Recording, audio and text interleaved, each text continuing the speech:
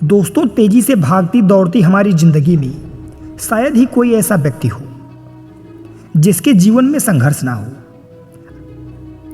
Competition के इस दौर में आज बच्चे से लेकर बूढ़े तक के साथ संघर्ष जुड़ा है। कोई अपने करियर के लिए दिन रात संघर्ष कर रहा है, तो कोई अपने कारोबार को चमकाने के लिए सुबह से शाम तक भागता नजर आता है।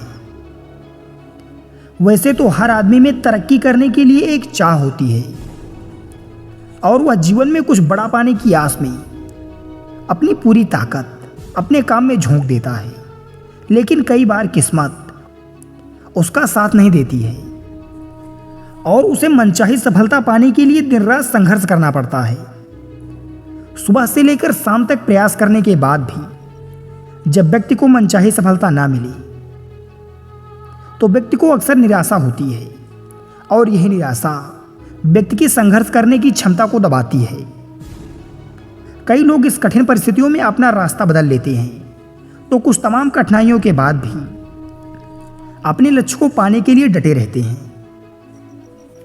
आज के इस वीडियो में हम आपको सफलता और संघर्ष से जुड़ी एक ऐसी कहानी सुनाने जा रहे हैं जिसे सुनने के बाद आप जान पाएंगे कि किसी व्यक्ति के सफल होने में उसके द्वारा किए गए संघर्ष का क्या महत्व है।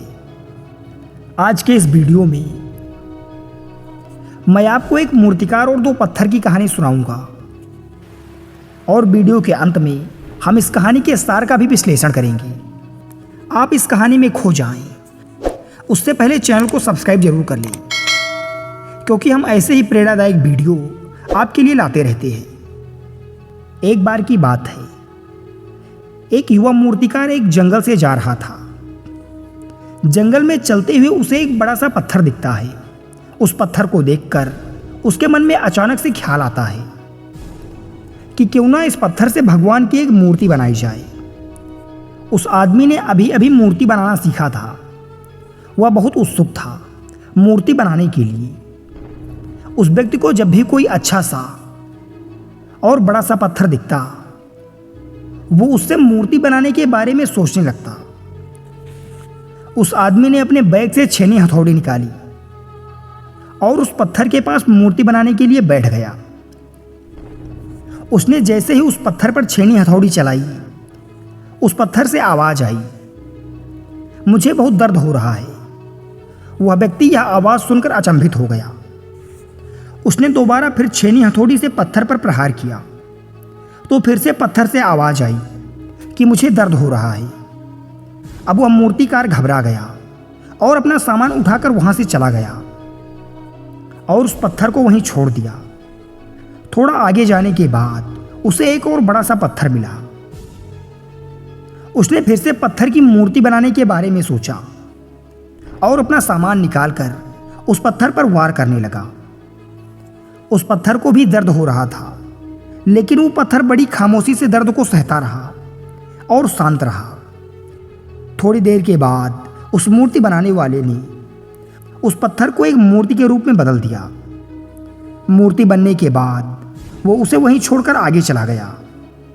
वो एक गांव में पहुंचा तो उसे पता चला कि उस गांव में एक नया मंदिर बना है जहां पर भगवान की मूर्ति की जरूरत है।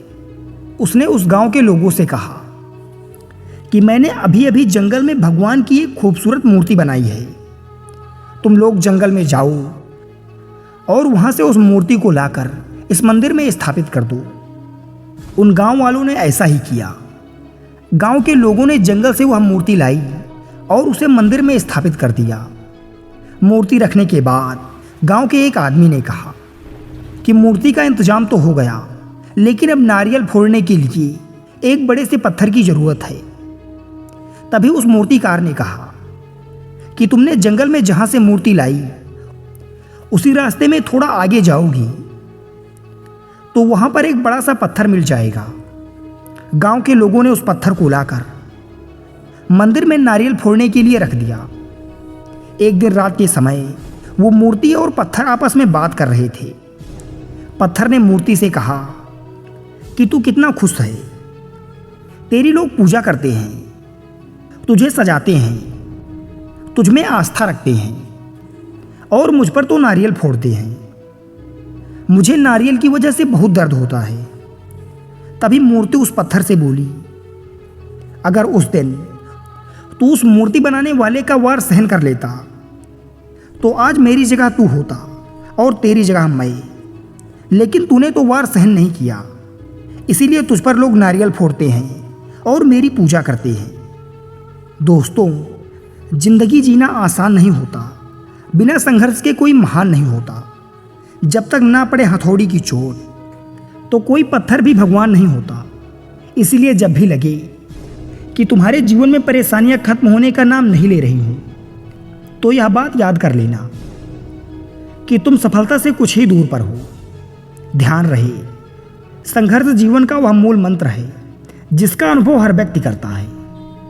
आपका लक्ष्य कुछ भी हो, जैसे समाज में नाम, शोहरत, पैसा, इज्जत कमाना या फिर पढ़ाई में अव्वल होना, आपका लक्ष्य चाहे जो भी हो वह बिना संघर्ष के संभव नहीं है।